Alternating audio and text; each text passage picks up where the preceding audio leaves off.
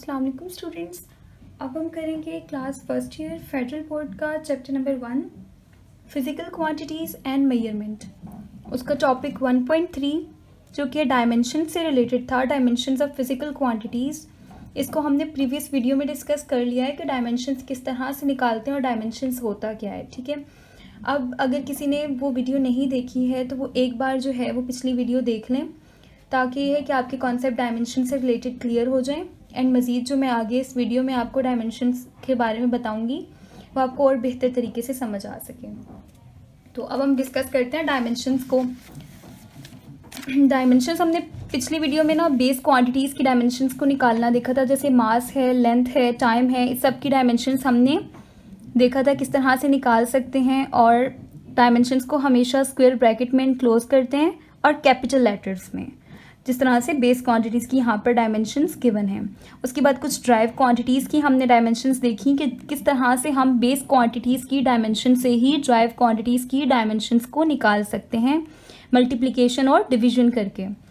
और वो previous video में मैंने ये सब कुछ समझाया है कि हम किस तरह से कर सकते हैं। आज जो हमने करना है वो डायमेंशंस को थोड़ा सा और डीपली डिस्कस करना है कि डायमेंशंस में मज़ीद क्या क्या कह रहे हैं, हमें किस तरह से डायमेंशन को समझा जा सके। तो देखें, डायमेंशन का एक सबसे इम्पॉर्टेंट जो पॉइंट है वो ये है, जैसे आपने वेलोसिटी की डायमेंशन निकालना सीखी है लास्ट वीडियो में। अगर मैं आपको यहाँ पर वेलोसिटी की डायमेंशन दूँ, वेलोसिटी, तो आपको पता है वेलोसिटी एक आपके पास ड्राइव क्वांटिटी है। बेस क्वांटिटी की डायमेंशंस तो आपने डायरेक्ट याद करनी है, और ड्राइव क्वांटिटीज़ की डायमेंशंस कैसे निकालेंगे? जो बेस क्वांटिटीज़ आपने याद की होंगी उन्हीं की डायमेंशन से आप ड्राइव क्वांटिटीज़ की डायमेंशंस को निकालते हैं। और जो मोस्ट इम्पॉर्टेंट बेस क्वांटिटीज़ हैं जिनसे काफ़ी फ़िज़िकल क्वांटिटीज़ की डायमेंशन निकलेंगी वो हैं, एक आपके पास लेंथ की डायमेंशन, एक लेंथ है, दूसरा मास है और तीसरा टाइम। लेंथ, मास, टाइम, और ये इन तीनों की डायमेंशन है। लेंथ की डायमेंशन कैपिटल L, मास की डायमेंशन कैपिटल M, टाइम की डायमेंशन कैपिटल T। ये तीनों बेस क्वांटिटीज़ हैं और ये बेस क्वांटिटीज़ की डायमेंशंस यहाँ लिखी हैं। इन्हीं डायमेंशन से बहुत सी ड्राइव क्वांटिटीज़ की डायमेंशंस हमारे पास निकलेंगी। काफ़ी फ़िज़िकल क्वांटिटीज़ की डायमेंशन हम इन तीनों को यूज़ करके निकाल रहे होते हैं। जैसे वेलोसिटी है, अब वेलोसिटी का आपको फार्मूला पता होना चाहिए। वेलोसिटी का फार्मूला क्या है? Displacement upon time. ठीक है, जब आपको फार्मूला पता होता है तो आप इस तरह से पुट कर लेते हैं। फार्मूला पुट कर लिया, देन आप क्या करेंगे? डिस्प्लेसमेंट जो है ये कोई लेंथ ही होती है ना, और इसका यूनिट क्या है? मीटर। जैसे लेंथ का यूनिट मीटर है तो लेंथ की जो डायमेंशन है वही डिस्प्लेसमेंट की भी डायमेंशन होगी। तो अगर मैं डायमेंशन पुट करना चाहूँ तो डिस्प्लेसमेंट की डायमेंशन वही डायमेंशन होगी जो लेंथ की डायमेंशन है, बिकॉज डिस्प्लेसमेंट का यूनिट भी मीटर है और लेंथ का यूनिट भी मीटर है। हर वो क्वांटिटी, ये पॉइंट भी आपने पढ़ा हुआ है और ये MCQs के लिहाज से इंपॉर्टेंट पॉइंट है कि हर वो क्वांटिटी जिसका यूनिट सेम है फिज़िकल क्वांटिटीज़ में, जिस क्वांटिटी का यूनिट सेम है, जैसे डिस्प्लेसमेंट का यूनिट मीटर, डिस्टेंस का यूनिट मीटर, हाइट का यूनिट मीटर, विड्थ का यूनिट मीटर, लेंथ का यूनिट मीटर। तो हर वो क्वांटिटी जिसका यूनिट सेम है, जैसे इन सब का यूनिट आ रहा था मीटर, तो इन सब की डायमेंशन भी क्या होगी? सेम होगी। तो यहाँ डिस्प्लेसमेंट का यूनिट भी मीटर है और लेंथ की जो डायमेंशन है वही डिस्प्लेसमेंट की भी डायमेंशन होगी। तो डिस्प्लेसमेंट की डायमेंशन क्या आ गई? L डिवाइडेड बाय टाइम की डायमेंशन तो याद की होगी आपने, तो टाइम की डायमेंशन आपने लिख दी T। अब आपको पता है डायमेंशंस हमेशा प्रोडक्ट फॉर्म में होंगी या मल्टीप्लिकेशन की फॉर्म में हम इनको लिखते हैं। तो हम क्या करेंगे? यहाँ पे T की पावर क्या है? +1 है, जब ऊपर लेकर जाएंगे तो T की पावर हो जाएगी -1, LT -1। तो ये आपके पास आ गई वेलोसिटी की डायमेंशन। एक तो ये तरीका आपने सीखा है कि हम जो है किस तरह से डायमेंशन निकाल सकते हैं। एक और तरीका ये है कि आप डायरेक्टली यूनिट भी पुट कर सकते हैं। ठीक है, किसके थ्रू निकाल सकते हैं डायमेंशन? यूनिट के थ्रू। जैसे वेलोसिटी का यूनिट है मीटर पर सेकेंड। वेलोसिटी का यूनिट क्या है? Metre per second. अब आप मीटर की डायमेंशन पुट करें, मीटर किसका यूनिट है? लेंथ का, तो लेंथ की डायमेंशन L। सेकेंड किसका यूनिट है? डिवाइड की line as it is. Second किसका यूनिट है? टाइम का, तो टाइम की डायमेंशन कैपिटल T। और डायमेंशंस को प्रोडक्ट फॉर्म में लिखते हैं। ठीक है, तो प्रोडक्ट फॉर्म में लिखें तो L, T नीचे पावर +1 है, ऊपर जाएगा तो -1। तो इस तरह से आपके पास देखें डायमेंशन बिल्कुल सेम आ गए। एक तरीका यूनिट से निकाल लें, दूसरा तरीका फार्मूले से निकाल लें डायमेंशन। चाहे आपको फार्मूला याद है चाहे आपको यूनिट याद है, आप दोनों में से किसी भी चीज़ को यूज़ करके डायमेंशंस निकाल सकते हैं। ठीक है, एक तो ये पॉइंट है डायमेंशंस का। दूसरा, हम डायमेंशन को एक और तरह से भी डिफ़ाइन करते हैं कि डायमेंशन किस तरह से डिफ़ाइन कर सकते हैं हम डायमेंशंस को, कि डायमेंशंस एक्चुअली क्या होता है आपके पास। डायमेंशंस इनको हम डिफ़ाइन कर सकते हैं power raised to the base quantities. Base quantities की जो पावर होती है, ठीक है, एक्चुअली वही आपके पास डायमेंशन होती है, क्योंकि मैंने आपको लास्ट वीडियो में ये समझाया था कि बेस क्वांटिटीज़ को ही डायमेंशन, एक्चुअली जो बेस क्वांटिटीज़ हैं ना, ये जो बेस क्वांटिटीज़ हैं 7 बेस क्वांटिटीज़ आपने पढ़ी हैं, इन्हीं को डायमेंशन कंसिडर किया जाता है। तो इन्हीं बेस क्वांटिटीज़ की जो पावर है, बेस क्वांटिटीज़ पे जो पावर होगी वो आपके पास डायमेंशन है। फॉर एग्जाम्पल, अगर आपसे कोई पूछे कि वेलोसिटी की डायमेंशन क्या है, तो आप क्या कहेंगे कि वेलोसिटी इस तरह से आप सारे स्टेप्स करेंगे और एंड पे आंसर आपके पास क्या आया है, एंड पे आपके पास आया है LT-1, यानी आप कहेंगे कि वेलोसिटी की डायमेंशन LT-1 है। बट मैंने आपसे क्या कहा है, बहुत सी फिजिकल क्वांटिटीज़ ऐसी हैं जिसमें हम डायमेंशंस को लेंथ, मास और टाइम, ये तीनों के थ्रू जो है हम काफ़ी फिजिकल क्वांटिटीज़ की डायमेंशंस निकालते हैं। तो हाँ, इसको लिखने का तरीका ये है कि आप पहले जो है इस तरह से लिखते हैं MLT, इस तरह से आप ज़्यादातर डायमेंशंस को लिखते हैं। ठीक है, डायमेंशंस को लिखने का तरीका ये है कि पहले mass, then length and then time, इस तरह से ये सीक्वेंस है लिखने का। तो अब आप यहाँ पे चेक करें, L भी है T भी है, तो क्या नहीं है, M नहीं है, तो हम इसको किस तरह से लिखेंगे, MLT। अब पावर्स चेक करें, T की पावर -1, L की पावर, L की पे कोई पावर नहीं है मीन्स +1 है, तो L की पावर +1, और M तो यहाँ है ही नहीं, तो M की पावर 0। एक्चुअली वेलोसिटी की डायमेंशन क्या है, 0 +1 -1, यानी power raised to the base quantities. Mass एक बेस क्वांटिटी है, लेंथ एक बेस क्वांटिटी है, टाइम एक बेस क्वांटिटी है। तो बेस क्वांटिटीज़ के ऊपर जो पावर्स होती हैं वो आपके पास क्या है, डायमेंशंस कहलाती हैं। अब MLT की फॉर्म में आपने क्या किया, वेलोसिटी की डायमेंशन दे दी। अब M01 की मतलब M0 क्यों लिख दी है, तो हमें पता है मैथ्स का एक रूल के अगर कोई भी नंबर है आपके पास, जैसे मैंने M लिया है और उसकी पावर अगर 0 है, ठीक है, ये फार्मूला है, वो ऑलवेज इक्वल्स टू 1 होगा। ये पूरा जो है, ये पूरी टर्म इक्वल्स टू क्या हो जाएगी, 1 हो जाएगी। किसी भी नंबर की पावर 0 होगी तो वो इक्वल्स टू 1 होगा। तो M की पावर अगर 0 है तो ये पूरा किसके इक्वल हो गया, 1 के इक्वल हो गया, और 1 LT से मल्टीप्लाई होगा तो LT ही आंसर आएगा, यानी LT आएगा। तो LT इनवर्स तो एज इट इज़ लिखा है, M की पावर 0 कर दी क्योंकि M यहाँ पर था ही नहीं। तो MLT की फॉर्म में हमने क्या किया, डायमेंशन वेलोसिटी की लिख दी कि वेलोसिटी की डायमेंशन क्या है, MLT-1। इसी तरह अगर आपसे कहें कि एक्सेलरेशन की डायमेंशन बताएं, एक्सेलरेशन, ठीक है, डायमेंशंस निकालने का एक तरीका ये भी है कि अगर आपसे कहा जाए एक्सेलरेशन की डायमेंशन निकाल कर दें, तो आपने एक तरीका तो सीखा है फार्मूले से, दूसरा तरीका सीखा है आपने यूनिट पुट करके। तो हम एक्सेलरेशन की पहले डायमेंशंस निकालते हैं। कैसे निकालेंगे, एक्सेलरेशन का जो हमारे पास फार्मूला है, एक्सेलरेशन क्या होता है, actually the rate of change of velocity is called acceleration. ठीक है, वेलोसिटी का चेंज होना आपके पास क्या कहलाता है, एक्सेलरेशन। तो velocity upon time, the rate of change of velocity is called acceleration. ये मैंने फार्मूला पुट कर लिया। अब वेलोसिटी एक ड्राइव क्वांटिटी है। आप इस फार्मूले को मज़ीद भी सॉल्व कर सकते हैं, जैसे हमने यहाँ पर drive unit in terms of base unit सीखा था। यहाँ पे देखें ज़रा, फोर्स इक्वल है मास इंटू एक्सेलरेशन के। उसके बाद मास तो आपके पास एक बेस क्वांटिटी है ना, लेकिन एक्सेलरेशन एक ड्राइव क्वांटिटी थी, तो आपने एक्सेलरेशन का फार्मूला पुट किया, वेलोसिटी अपॉन टाइम। ठीक है, अब चेक करें ज़रा, मास भी एक बेस क्वांटिटी है, टाइम भी एक बेस क्वांटिटी है, लेकिन वेलोसिटी एक ड्राइव क्वांटिटी है। तो जब तक आपके पास सारी टर्म्स बेस क्वांटिटीज़ में नहीं आ जाती, आपने तब तक सॉल्व करते रहना है। ठीक है, अब वेलोसिटी को ख़त्म करने के लिए हमें वेलोसिटी का फार्मूला पुट करना है। तो वेलोसिटी का फार्मूला होता है डिस्प्लेसमेंट अपॉन टाइम। तो डिस्प्लेसमेंट अपॉन टाइम लिखा और एक टाइम पहले से था, टाइम को टाइम से मल्टीप्लाई किया तो टाइम का स्क्वायर और डिस्प्लेसमेंट अपॉन टाइम का स्क्वायर, ये वेलोसिटी की जगह आ गया। और ये मास, डिस्प्लेसमेंट, टाइम। अब ज़रा चेक करें, मास जो है ये एक बेस क्वांटिटी है, टाइम एक बेस क्वांटिटी है, और डिस्प्लेसमेंट को आप एक लेंथ ही कंसिडर करेंगे क्योंकि लेंथ का यूनिट मीटर, डिस्प्लेसमेंट का यूनिट मीटर, तो आप इसको लेंथ भी कंसिडर कर सकते हैं और लेंथ एक बेस क्वांटिटी है। तो इस तरह से आपके पास अब जो है यहाँ पे आप डायरेक्टली इनकी डायमेंशंस पुट करें। इन सब की डायमेंशन आपको पता है, मास की डायमेंशन कैपिटल एम, डिस्प्लेसमेंट की डायमेंशन कैपिटल एल आएगी क्योंकि यूनिट क्या है, मीटर, टाइम की डायमेंशन कैपिटल टी। तो देखें आपने तब तक सॉल्व करना है जब तक आपके पास जो है एंड पे सारी बेस क्वांटिटीज़ ना आ जाएं। तो इस वक्त अब हमें एक्सेलरेशन का फार्मूला हमने लिख लिया है, लेकिन हमारे पास सारी बेस क्वांटिटीज़ नहीं है। टाइम एक बेस क्वांटिटी है, लेकिन वेलोसिटी तो बेस क्वांटिटी नहीं है। तो हम वेलोसिटी का क्या करेंगे, फार्मूला पुट करेंगे। तो वेलोसिटी का फार्मूला क्या है, यहाँ ऊपर हमने देखा है वेलोसिटी का फार्मूला है डिस्प्लेसमेंट अपॉन टाइम। तो यहाँ आप लिखेंगे हमारे पास वेलोसिटी जो है वो किसके इक्वल है, displacement upon time multiply by ये वाला time as it is 1/t लिख दिया मैंने, ठीक है। डिस्प्लेसमेंट पूरा नहीं लिख दिया मैंने, डी लिख दिया है, इसका मतलब भी डिस्प्लेसमेंट ही है। अब टाइम को टाइम से मल्टीप्लाई करें तो ऊपर सिर्फ डिस्प्लेसमेंट आ जाएगा, बिकॉज डिस्प्लेसमेंट को 1 से मल्टीप्लाई करें डिस्प्लेसमेंट ही, और टाइम को टाइम से मल्टीप्लाई करें तो टाइम का स्क्वायर आ जाएगा। अब मजीद देखें, डिस्प्लेसमेंट को आप लेंथ कंसिडर करेंगे। डिस्प्लेसमेंट को क्या कंसिडर करेंगे, लेंथ, क्योंकि डिस्प्लेसमेंट का लेंथ का यूनिट सेम है, मीटर ही है।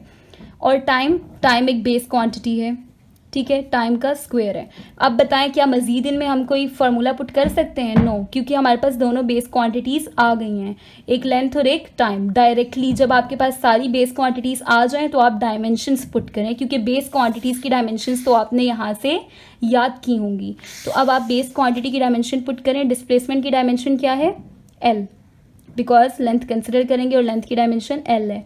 टाइम की डायमेंशन कैपिटल टी, और टाइम का स्क्वायर है तो टी का स्क्वायर इस तरह से आप डाल देंगे, यानी आपके पास ये इस तरह से है L/T स्क्वायर, ठीक है, इतना अंदर लिखेंगे 2। अब 2 नीचे पॉजिटिव है, ऊपर जाएगा तो माइनस में हो जाएगा, -2, क्योंकि डायमेंशंस को हम हमेशा प्रोडक्ट की फॉर्म में लिखते हैं। तो आंसर हमारे पास आ जाएगा L/T-2। ये डायमेंशन है एक्सेलरेशन की जो हमने कल निकाली थी, ठीक है। यहाँ तक का काम तो किया था, बट आज एक और चीज़ मैंने आपको बताई है कि हम डायमेंशंस को कैसे डिफाइन करते हैं, power raise to the base quantities की पावर की फॉर्म में। तो हम बेस क्वांटिटीज़ तो सारी ले आए, ठीक है, ये सारी बेस क्वांटिटीज़ तो हम ले आए हैं कि बेस क्वांटिटीज़ हैं, बट इनकी पावर्स को हम इस तरह से लिखते हैं कि पहले हमें m की पावर चाहिए, फिर l की पावर चाहिए और फिर t की पावर चाहिए। तो यहाँ पर हम इसको mLt की फॉर्म में लिखेंगे। L/T-2 आ गया। अब मुझे बताएं यहाँ पर m नहीं है तो m की पावर क्या कर दूँ, m की पावर आ जाएगी 0, ठीक है, m की पावर 0 1 के इक्वली हो जाएगा। मैं ये लिखूँ या ना लिखूँ एक ही बात है। और l की पावर +1 है, कुछ नहीं है ना, पावर तो क्या है, +1 है। t की पावर तो यहाँ पर गिवन है, t की पावर -2। तो ml+1, m की पावर 0, l की पावर +1, t की पावर -2, ये डायमेंशन है आपके पास एक्सेलरेशन की। और अगर आप इसकी पावर्स की फॉर्म में डिफाइन करें तो 0 +1 -2, ये डायमेंशन है आपके पास एक्सेलरेशन की। तो इस तरह से ये डेफिनेशन भी आई होप सो कि आपको क्लियर हो गई होगी कि डायमेंशंस को हम डिफाइन कर सकते हैं कि power raise to the base quantities, यानी बेस क्वांटिटीज़ की पावर की फॉर्म में। सिमिलरली एक और डायमेंशन निकाल कर देख लेते हैं। किसकी डायमेंशन निकाल लें, अब हम ऐसा करते हैं डेंसिटी की डायमेंशन निकाल लेते हैं, ठीक है। डेंसिटी का फार्मूला भी आप लोग पढ़ चुके हैं, डेंसिटी। अच्छा, और डेंसिटी की डायमेंशन निकालनी है तो सबसे पहले आप क्या करेंगे, डेंसिटी का फार्मूला सोचेंगे। जब आपने फार्मूला यहाँ पर पुट कर लेना है, डेंसिटी का फार्मूला क्या है, मास पर यूनिट वॉल्यूम, ठीक है, ये डेंसिटी का फार्मूला है। अच्छा, अब फार्मूले में तब तक फार्मूला पुट करते रहना है जब तक सारी बेस क्वांटिटीज़ ना आ जाएं। अब मास तो चले ठीक है, वॉल्यूम का फार्मूला आपको पता है। वॉल्यूम का फार्मूला क्या है, length multiply width multiply by height. तो वॉल्यूम का फार्मूला पुट कर लें, मास डिवाइडेड बाय लेंथ। अब मैं पूरा ना भी लिखूँ, मैं बोल रही हूँ, आप अपने पास पूरा नोट कर लें, length multiply width multiply by height. अच्छा, अब एक पॉइंट यहाँ पर आपने पढ़ा है, चाहे लेंथ हो, चाहे विड्थ हो, चाहे हाइट हो, आप जो है डायमेंशंस में क्या चीज़ देखते हैं, सिर्फ क्वालिटी देखते हैं। डायमेंशंस डिपेंड करती है क्वालिटी पे, क्वांटिटी पे डिपेंड नहीं करती, ठीक है। डायमेंशंस में हम जो है मैग्नीट्यूड का जिक्र नहीं करते, बल्कि किसका जिक्र करते हैं। आपने ये चीज़ पढ़ी हुई है ना कि डायमेंशंस जो हैं वो क्या है, क्वालिटेटिव एनालिसिस में आएंगी, ठीक है, क्वालिटेटिव क्वालिटेटिव एनालिसिस में पहली लाइन भी है हमारे पास, चेक करें ज़रा। Dimension denotes the qualitative nature of physical quantities. अच्छा, अभी क्वालिटेटिव नेचर क्या मतलब है?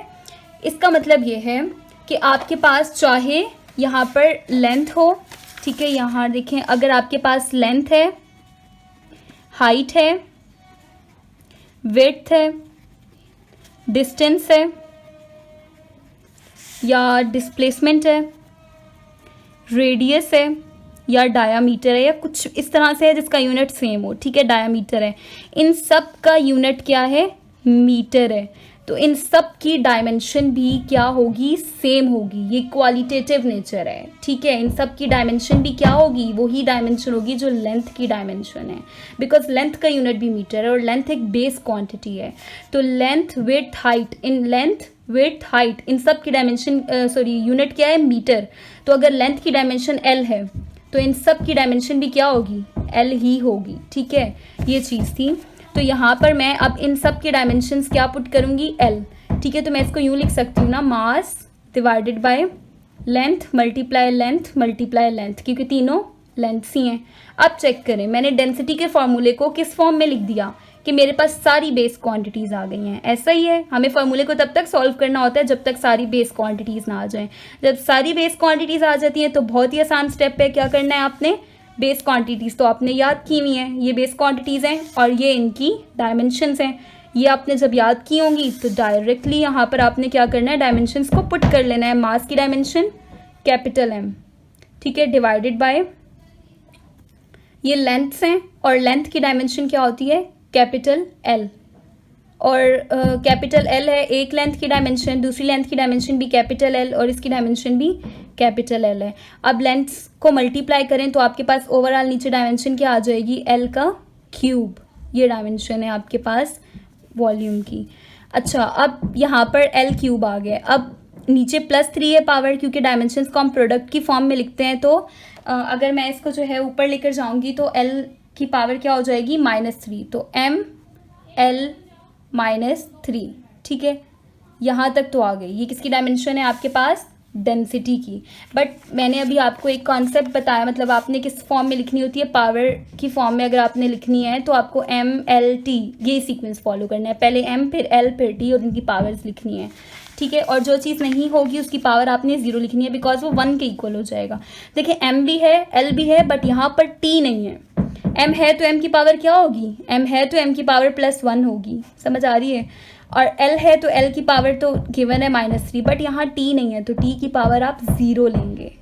तो ये डायमेंशन है आपके पास किसकी? डेंसिटी की। और पावर्स ये सारी बेस क्वांटिटीज़ है। मास एक बेस क्वांटिटी है, लेंथ एक बेस क्वांटिटी है, टाइम एक बेस क्वांटिटी है। तो बेस क्वांटिटीज़ की पावर जो है वो आपके पास क्या कहलाती है? डायमेंशन। सो आपके पास वो डेफिनेशन क्लियर होगी कि power raise to the base quantities, यानी +1, -3 और 0, ये डायमेंशन है आपके पास किसकी? डेंसिटी की। तो इस तरह से भी आप डायमेंशंस को देख सकते हैं, ठीक है। यहाँ तक तो आपके पास क्लियर है। अब अगर बुक पे आएँ तो यहाँ पर ये पॉइंट देखें आप, 10 dimension give the relation of physical quantities with base quantities. यहाँ तक हमने प्रीवियस वीडियो में पढ़ लिया था, ठीक है। ये सारा पैरा मैंने आपको यहाँ तक पढ़ा दिया था। नेक्स्ट हमारे पास है 10 dimensions give the relation of physical quantities with base quantities. तो डायमेंशंस क्या है, क्या करती हैं? हमें फिजिकल क्वांटिटी का रिलेशन बेस क्वांटिटीज़ के साथ देती हैं। ऐसा ही है, देखिए, किसी भी चीज़ की आप डायमेंशन निकाल रहे हैं, किसी भी चीज़ की, तो आपके पास एंड पे आंसर जो है वो बेस क्वांटिटीज़ की फॉर्म में आ रहा है। ये तीनों बेस क्वांटिटीज़ हैं। आपने मज़ीद डायमेंशंस निकाली हैं। इसकी डायमेंशन निकाल के देखिए, वेलोसिटी की डायमेंशन निकाली। वेलोसिटी एक ड्राइव क्वांटिटी है, बट आंसर एक बेस क्वांटिटी की फॉर्म में है, बिकॉज लेंथ एक बेस क्वांटिटी और टाइम एक बेस क्वांटिटी है। एक्सेलरेशन एक ड्राइव क्वांटिटी है, बट जब आप इसकी डायमेंशन निकाल रहे थे तो आंसर बेस क्वांटिटी की फॉर्म में आया है, ठीक है। इसी तरह आपने बुक में यहाँ पर फोर्स की डायमेंशन निकाली थी, लेकिन आंसर चेक करें, मास, डिस्प्लेसमेंट, टाइम। डिस्प्लेसमेंट एक लेंथ ही है, तो मास भी एक बेस क्वांटिटी, लेंथ भी एक बेस क्वांटिटी और टाइम भी एक बेस क्वांटिटी, तो आंसर एक बेस क्वांटिटी की फॉर्म में आया है। तो इसी तरह यहाँ पर आपसे क्या कह रहे हैं कि डायमेंशन क्या करती है? आपको रिलेशन देती है फिजिकल क्वांटिटी का, किसके साथ? बेस क्वांटिटीज़ के साथ। जैसे मास, लेंथ और टाइम, मैंने आपको बताया ना कि मास, लेंथ और टाइम। यहाँ देखें, मास, लेंथ और टाइम, इन तीनों, ये जो तीन है, बहुत सी फिजिकल क्वांटिटीज़ की डायमेंशंस इन्हीं तीनों के थ्रू ही हम निकाल रहे होते हैं, और यहाँ पे आपने देखा भी है, ठीक है। अच्छा, अब हम कुछ टर्म्स पढ़ेंगे। There are following essential terms which are used in dimensional analysis, जिन टर्म्स को हम डायमेंशनल एनालिसिस में यूज़ करते हैं। अब डायमेंशनल एनालिसिस क्या होता है, इसको हम यहाँ पर पढ़ेंगे। आपके पास नेक्स्ट टॉपिक जो है यहाँ पर देखें कि डायमेंशनल एनालिसिस का ही है, तो उसके बाद हम इसको पढ़ेंगे।